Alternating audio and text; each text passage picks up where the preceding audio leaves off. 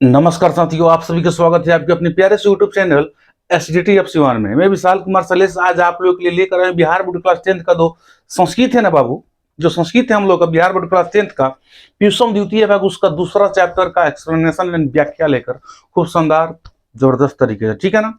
तो आइए देखते हैं दूसरा चैप्टर क्या है हम लोग का।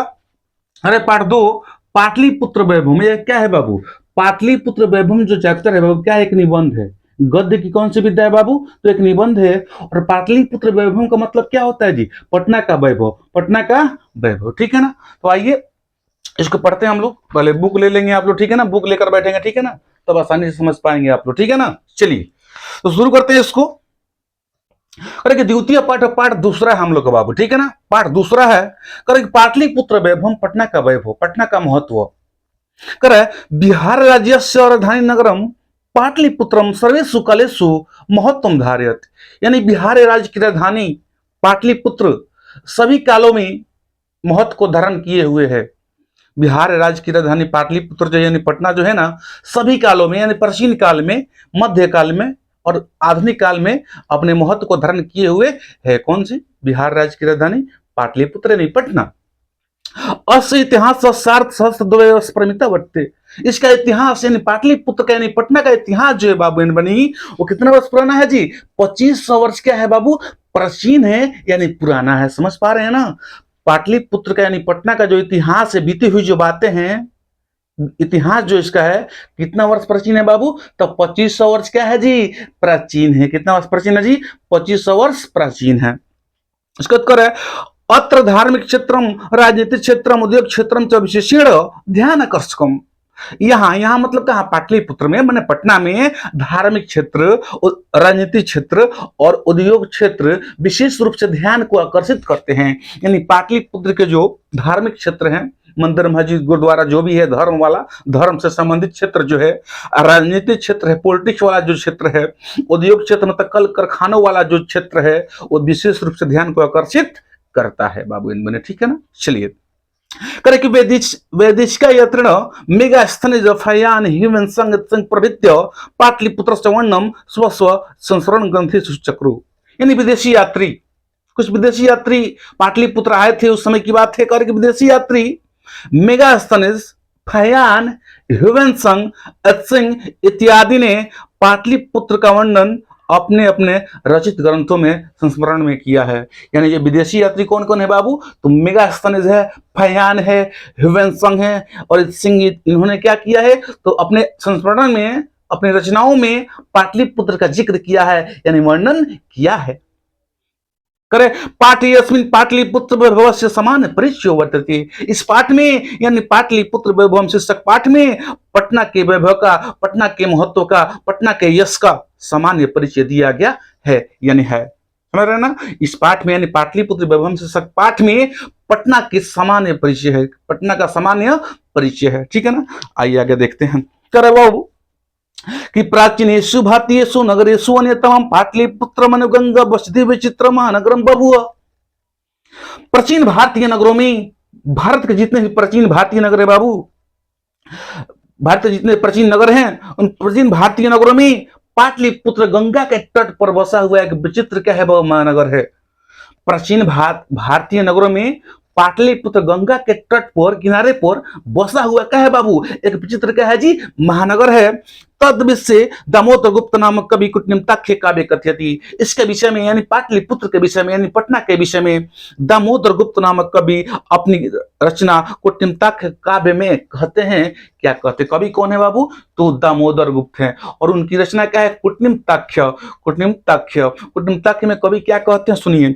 अस्ति महितल तिलकम सरस्वती कुलगृह महानगरम नामना पाटलिपुत्रम प्रभृत पुरंदर स्थानम। मतलब क्या हुआ? इसका अर्थ क्या हुआ इस श्लोक का? क्योंकि पृथ्वी का तिलक और विद्वानों की निवास स्थली पाटलिपुत्र नामक एक महानगर है। पृथ्वी का तिलक और विद्वानों की निवास स्थली पाटलिपुत्र नामक एक महानगर है, जो स्वर्ग के समान क्या है जी? इंद्रलोक के समान क्या है जी? सुंदर है। जो इंद्रलोक के समान सुंदर है, ठीक है ना।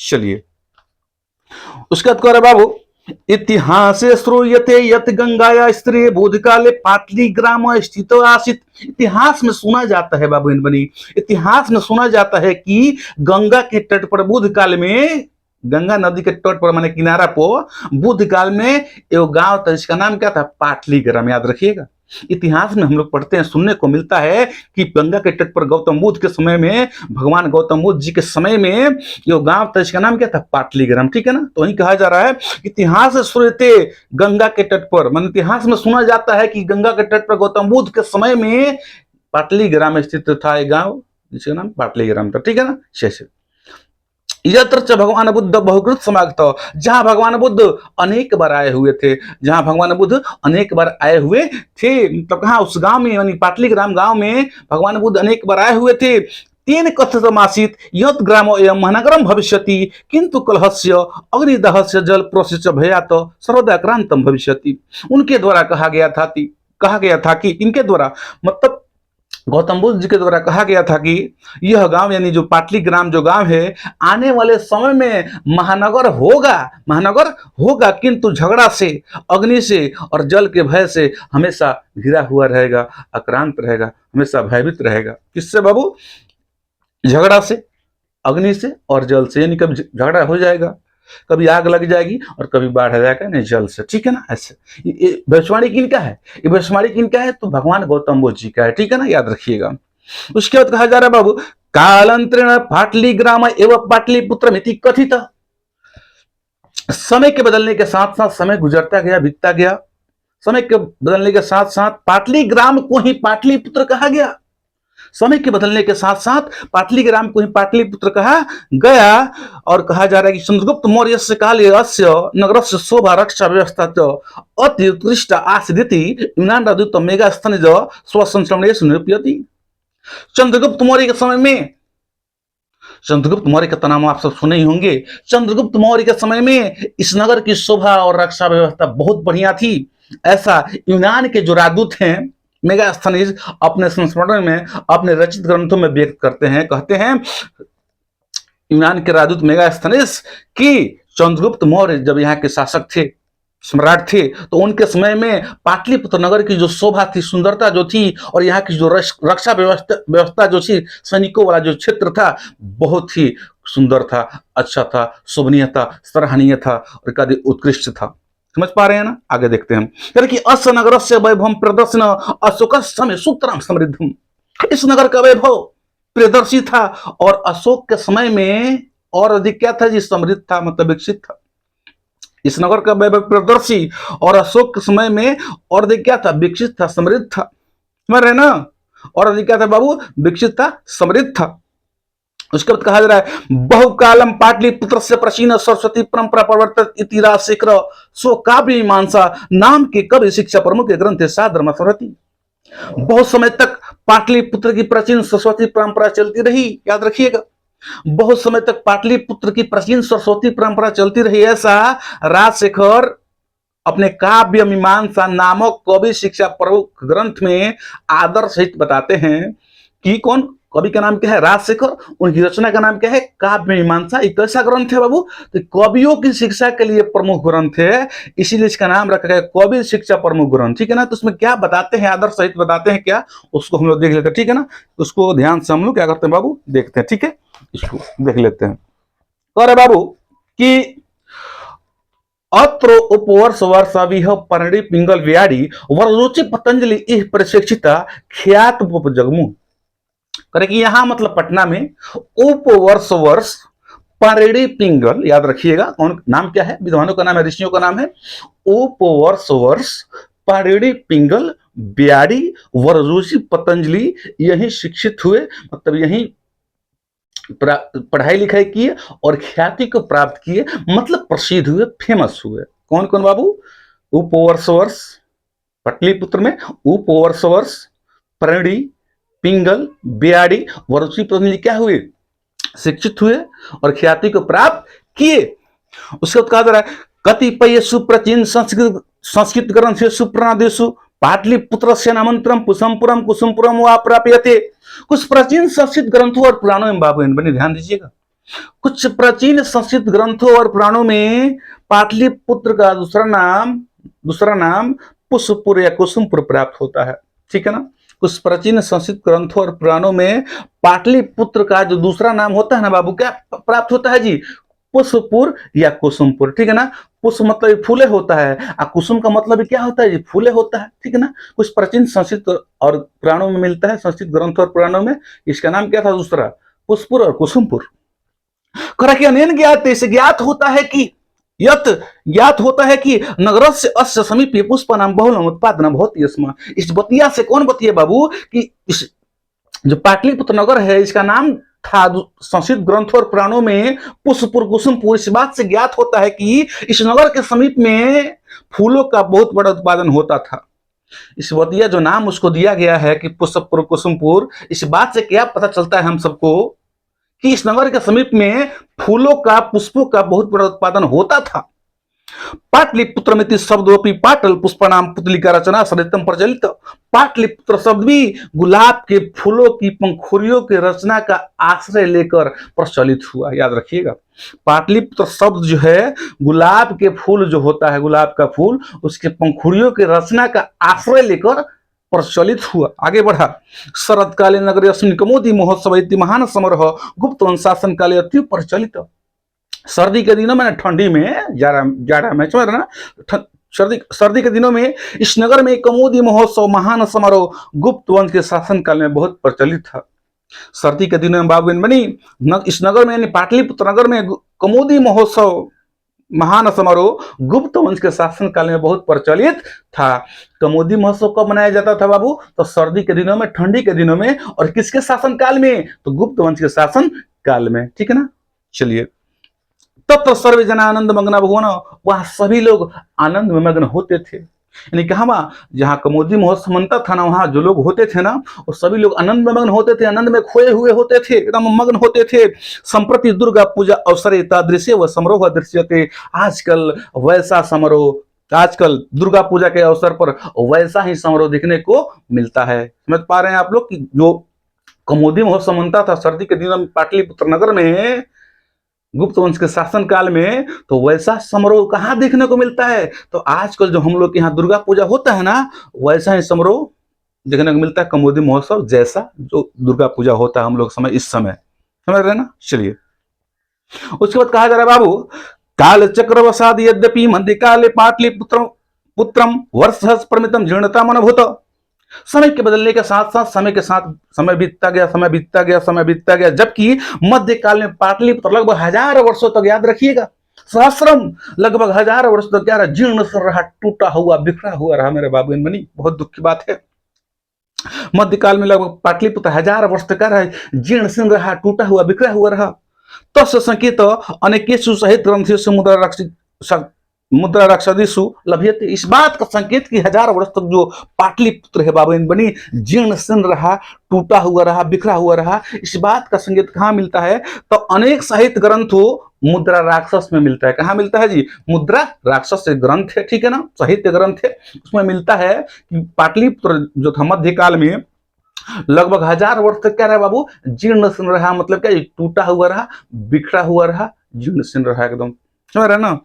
कर कि मुगल वंश काले अस नगर से समुद्धार हो जाता। मुगल वंश के काल में इस नगर का समुद्धार हुआ। जब मुगल का साम्राज्य आया ना, तो उसमें इस नगर का क्या हुआ? समुद्धार हुआ, मतलब बराबर उद्धार हुआ, सब तरफ चारों तरफ विकास बढ़िया से हुआ, सब उद्धार में बराबर उद्धार हुआ। किसके शासन काल में बाबू? तो मुगल वंश के काल में इस नगर का क्या समुद्धार हुआ। आंग्ल शासन काल से पाटलिपुत्र से सुतराम विकास हो जाता। अंग्रेजी शासन काल में, आंग्ल शासन काल का मतलब कहने का मतलब क्या है जी? अंग्रेजों के शासन काल में इस नगर का, यानी पाटलिपुत्र नगर का और अधिक क्या हुआ? विकास हुआ। याद रखिएगा, लोग कहते हैं क्या जी अंग्रेज हम लोग को लूट के चले गए, सब कुछ बर्बाद करके चले गए। ऐसा नहीं है, लूटे नहीं, बहुत कुछ दे के भी गए हैं, बहुत कुछ सिखा के भी गए हैं, समझ रहे ना। तो वही कहा जा रहा है कि अंग्रेजी शासन काल में पाटलिपुत्र क्या हुआ जी? और अधिक विकास हुआ। और कहा जा रहा है कि नगर मध्यकाले एवं पटनेति नामना प्रसिद्ध मेगात। यह नगर मध्यकाल में ही पटना के नाम से प्रसिद्ध हो गया। याद रखिएगा बाबू मनी, यह नगर जो है मेरे बाबू मध्यकाल में ही पटना के नाम से प्रसिद्ध हो गया। अयम तो शब्द पतन मिति शब्दात निर्गत, ये जो पटना शब्द निकला है ना, ये जो शब्द है पटना शब्द है पतन शब्द से निकला। पतन मतलब क्या होता है जी? पतन मतलब हार होता है। एक होता है उत्थान मतलब तरक्की करना, ऊपर की तरफ जाना, और पतन मतलब क्या जी? पराजित होना, नीचे की तरफ हारना। उसके बाद कह रहा बाबू, नगर से पालिका देवी पटन देवी अद्यापि पूज्यते। नगर की पालिका देवी जो पटन देवी है, सुनते हैं ना पटन देवी, नाम सुने होंगे आप लोग, पटन देवी, पटन देवी समझ रहे हैं ना। तो नगर की पालिका देवी जो पटन देवी हैं, उनकी पूजा आज भी की जाती है, उनकी पूजा आज भी की जाती है। कहा जा रहा है अंत में, संप्रति पाटलिपुत्रम पटना नाम नगरमति विशालम वर्ते बिहार से राजधानी अस्ति। इस समय, इन दिनों, आजकल की बात कर रहे हैं हम लोग, पाटलिपुत्र जो है, पटना नाम नगर जो है, नामक जो नगर है, पटना नामक नगर बहुत विशाल है, मतलब बहुत बड़ा क्षेत्र है इसका क्षेत्रफल। और बिहार की क्या है बाबू? राजधानी है। और बिहार की क्या है बाबू? राजधानी है। समझ पा रहे हैं ना? पटना जो है बाबू बहुत बड़ा है, क्षेत्रफल इसका बहुत बड़ा है, और बिहार की क्या है बाबू? राजधानी है। ठीक है ना। चलिए, उसके बाद कहा जा रहा है, अनुदिन नगर से विस्तार भवति। आने वाले समय में नगर का विस्तार हो रहा है और होता है। आने वाले समय में नगर का विस्तार हो रहा है। अश्य उत्तर श्याम दिशी गंगा नदी प्रवहती। एक उत्तर दिशा में, मतलब पटना के उत्तर दिशा में, माने उत्तर, समझ, डायरेक्शन की बात कर रहे हैं हम, पटना के उत्तर दिशा में गंगा नदी प्रवाहित होती है, मतलब बहती है। याद रखिएगा, पाटलिपुत्र नगर के उत्तर दिशा में गंगा नदी बहती है। तस्य उपरि गांधी सेतु नाम एशिया महादेशस्य दीर्घतम सेतु किंच रेलयानम सेतु निर्मीयमानो वर्तते। इसके ऊपर में बाबू, मतलब कौन सी बात का समझे के हमने के, एक मतलब का भेल कि गंगा नदी के ऊपर, जो गंगा नदी पाटलिपुत्र के उत्तर दिशा में बहती है ना, उसी गंगा नदी के ऊपर में गांधी सेतु नामक, महात्मा गांधी सेतु नामक एशिया महादेश का सबसे लंबा क्या है जी? पुल है। याद रखिएगा, जो गंगा नदी है ना, उसके ऊपर में बना हुआ है पटना में महात्मा गांधी सेतु, जो एशिया महादेश का सबसे लंबा क्या है बाबू? एशिया महादेश का सबसे लंबा पुल है। और कहा जा रहा है कई रेलयान पुल भी, माने कौन पुल? इस पर रेलगाड़ी ट्रेन चलेगी, वो पुल भी क्या जी? निर्माण हो रहा है, अभी तैयार भी हो गया। ठीक है ना। ऐसा नगर उत्कृष्ट संग्रहालय, उच्च न्यायालय, सचिवालय, गोलगृह, तारामंडलम, जैविक उद्यान, मरकालिक समयर मंदिर में तीर्थ दर्शनीय संति। इस नगर में, मतलब पाटलिपुत्र नगर में, कहा वहां? तो पाटलिपुत्र नगर में बाबू, पाटलिपुत्र नगर में उत्कृष्ट का सबसे बढ़िया बढ़िया क्या है बाबू? तो संग्रहालय है। क्या है बाबू? संग्रहालय। समझ रहे हैं जी? संग्रहालय बोलते हैं म्यूजियम को। ठीक है ना। संग्रहालय है, म्यूजियम है। उच्च न्यायालय मतलब हाई कोर्ट है। सचिवालय है। गोलघर तो देखिए कि हम लोग गोलगृह, गोलघर, तारामंडल में दीने में तारा दिखा देगा आपको। हम लोग रात में तारा देखते हैं ना अपने यहाँ, वो ऐसा बना हुआ है तारामंडल, क्या जी? दीने में मैंने उसमें सब बंद हो जाता है, ऐसे हम लोग लेटे रहते हैं, दिखता है तारा। समझ रहे ना? ऐसे तारामंडल। जैविक उद्यानम माने चिड़ियाघर, जो जू कहा, जू समझ रहे ना? चिड़ियाघर। समझ रहे ना? जैविक उद्यान मतलब क्या? चिड़ियाघर। ठीक है ना। और मरकारी और शेष भी है। और साथ में क्या जी? वहां का जो स्टेशन के पास, पटना स्टेशन, पाटलिपुत्र स्टेशन के पास, पटना जो स्टेशन है उसके पास जो महावीर मंदिर है बाबू, बहुत मतलब क्या जी? दर्शन करने योग्य। मतलब कहने का मतलब क्या है बाबू एंड बनी माय डियर स्टूडेंट्स, ध्यान से सुनिएगा आप लोग। कहने का मतलब ये है कि पाटलिपुत्र नगर में उत्कृष्ट क्या है? तो संग्रहालय है, उच्च न्यायालय है, सचिवालय है, गोलघर है, तारामंडल है, जैविक उद्यान है, मौर्यकाली खोसेस है, और जो महावीर मंदिर है ना, जो भी है, इतने जो इनको बताया है मैंने, ये सब क्या है जी? दर्शन करने योग्य है। हम लोग पटना जाते हैं तो इन सब का भ्रमण करना चाहिए, विजिट करना चाहिए हम लोग यहाँ पर जाकर। ठीक है ना। चलिए, प्राचीन पटना नगर सिख संप्रदाय से पूजनीय स्थलम दसम गुरु गोविंद सिंह जन्म स्थानम गुरुद्वारे नाम प्रसिद्ध मूर्ति। प्राचीन जो पटना नगर, मतलब प्राचीन पुराना जो प्राचीन पटना नगर है, वहां सिख संप्रदाय का पूजनीय स्थल दसम गुरु गोविंद सिंह का जन्म स्थान गुरुद्वारा बहुत प्रसिद्ध है। प्राचीन जो पटना नगर है, वहां सिख संप्रदाय का पूजनीय स्थल है, दसम गुरु गोविंद सिंह का जन्म स्थान गुरुद्वारा। यानी जो सिख संप्रदाय के जो 10वें नंबर गुरु कौन है? गुरु गोविंद सिंह। उनका जन्म स्थान कहाँ है जी? प्राचीन पटना नगर में। जहां उनका जन्म हुआ था उस स्थान को हम लोग क्या जानते हैं? गुरुद्वारा के नाम से। किस नाम से बाबू? गुरुद्वारा के नाम से। ठीक है ना। चलिए, तत्र देशस्य अस्य तीर्थयात्रिण दर्शनार्थमयान्ति। वहां मतलब कहा? गुरुद्वारा में इस देश के तीर्थयात्री दर्शन करने के लिए आते हैं बाबू। वहां मतलब गुरुद्वारा में, पटना में जो गुरुद्वारा है, वहां पर इस देश के तीर्थयात्री दर्शन करने के लिए आते हैं। ठीक है ना। उसके बाद कहा जा रहा है बाबू, इधर लास्ट में देखते हैं हम लोग, एवं पाटलिपुत्रम प्राचीन कला तब अधावधि विभिन्नेषु क्षेत्रेषु वैभवं धारयति सर्वं च संकलित रूपेण संग्रहालय दर्शनीयमिति। किस प्रकार कहा जा सकता है कि पाटलिपुत्र प्राचीन काल से लेकर आज तक विभिन्न क्षेत्रों में वैभव को धारण किए हुआ है और इन सबका संकलित रूप जो संग्रहालय है बाबू, दर्शन करने योग्य है। इस प्रकार बाबू कहा जा सकता है कि पाटलिपुत्र यानी पटना जो नगर है बाबू, बिहार की जो राजधानी पटना है, वो प्राचीन काल से लेकर आज तक, प्राचीन समय से ही लेकर आज तक विभिन्न क्षेत्र में वैभव को महत्व को धारण किए हुए है और इसका जो संकलित रूप जो संग्रहालय है वो दर्शन करने योग्य है। और अंत में कहा जाता है बाबू, पर्यटन मानचित्र नगर अमित महत्वपूर्णम, घूमने के क्षेत्र में, पर्यटन के क्षेत्र में यह नगर क्या है जी, बहुत महत्वपूर्ण है। अगर आप चाहते हैं घूमना, विजिट करना चाहते हैं, टूर पे जाना चाहते हैं, तो पटना उस दृष्टि से भी क्या है जी, बहुत इंपॉर्टेंट है, बहुत महत्वपूर्ण है। तो ये रहा साथियों हम सबका जो सेकंड चैप्टर है पाटलिपुत्र वैभव का एक्सप्लेनेशन, व्याख्या बिल्कुल बेहतर अंदाज में, एकदम सटीक तरीके से, एकदम आसान भाषा में मैंने समझाया इसको। इसके बाद बहुत जल्द हम लोग इसका नेक्स्ट चैप्टर, अलग का तो हो चुका है, इसको बाद में देखा गया था पाटलिपुत्र वैभव को, ठीक है ना। तो ऐसे ही हम लोग जो चैप्टर होगा, चैप्टर का जो एक्सप्लेनेशन होगा बाबू इन बनी, उसको हम लोग किताब जो जैसे पढ़ा रहे हैं ना, बुक लेकर पढ़ा रहे हैं यहाँ पे वीडियो के माध्यम से, वैसे हम लोग देखेंगे, ठीक है ना। लेकिन इसका जो सब्जेक्टिव होगा और जो ऑब्जेक्टिव होगा उसको हम लोग स्क्रीन रिकॉर्ड के माध्यम से पढ़ेंगे, ठीक है ना। उसका मैं स्क्रीन रिकॉर्ड वीडियो बनाऊंगा और उसको अपलोड करूंगा, उसके बाद से आप लोग उसको देखते रहिएगा, ठीक है ना। और जो एक्सप्लेनेशन वाला जितना भी चैप्टर का जो भी व्याख्या होगा वो सब इस तरह का जो आएगा, इस तरह पढ़ाऊंगा मैं खूब बढ़िया से। आप लोग बुक लेकर बैठिएगा, खूब बढ़िया समझिए, जो भी दिक्कत तो बोलिएगा, ठीक है ना। तो मिलते हैं नेक्स्ट टाइम, आज के लिए इतना ही, चलते हैं, नमस्कार।